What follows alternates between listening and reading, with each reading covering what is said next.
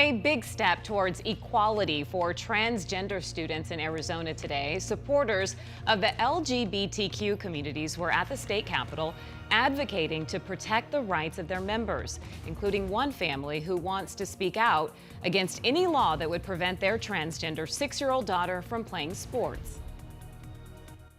A 6-year-old girl's not going to do any different than a 6-year-old boy in sports.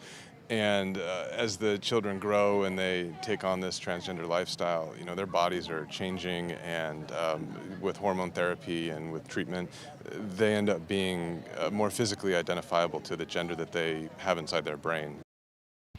GOP Representative Nancy Bartow has proposed a bill that would ban transgender girls and women from participating in sports they gender identify with.